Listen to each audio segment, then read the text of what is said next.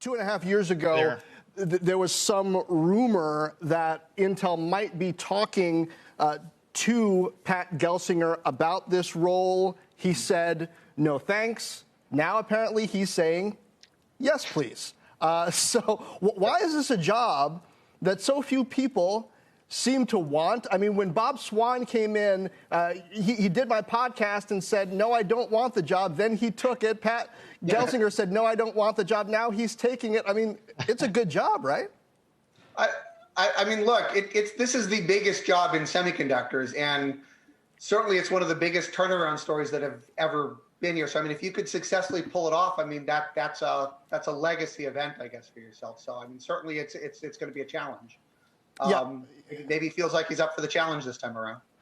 Pat Moorhead, give us a sense of the significance of this moment. Intel is facing challenges from AMD in the PC landscape, challenges from Apple making its own chips at the high end, perhaps setting a bar for others as well, and buying the 5G modem business. So what does Pat Gelsinger have to do?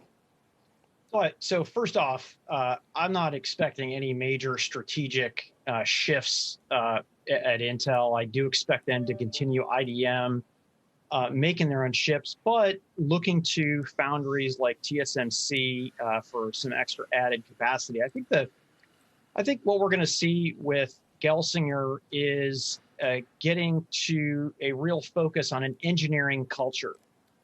He still has a huge following at Intel.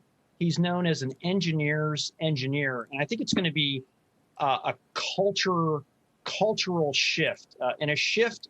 Right now, what the company needs is execution. So not a lot of strategy shifts. It's going to be all about execution for the foreseeable future.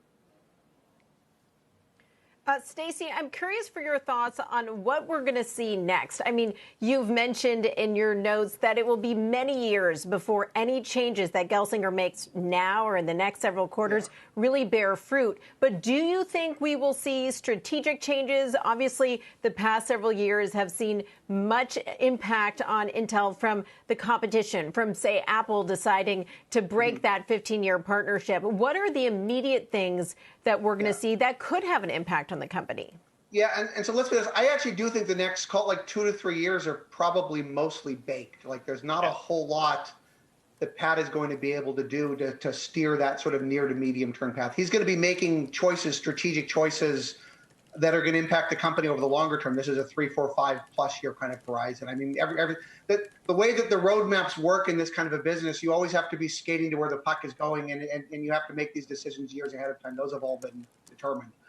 What Pat hopefully can do, and maybe better than Bob, and no offense to Bob, like I like Bob. Bob is a very good CFO, and he was, I think, a very good general purpose executive. But by his own admission, like, he doesn't have that same kind of engineering background. He's less able intrinsically to, when presented with numerous potential choices for where to go, how to make that choice. Pat can make those choices. Pat understands the issues, and ideally he'll be able to steer the ship maybe a little clearer to where it needs to go versus what Bob could do. But I don't think there's a whole lot that Pat or frankly anybody can do to change like the near to medium term trajectory in terms of the things you mentioned.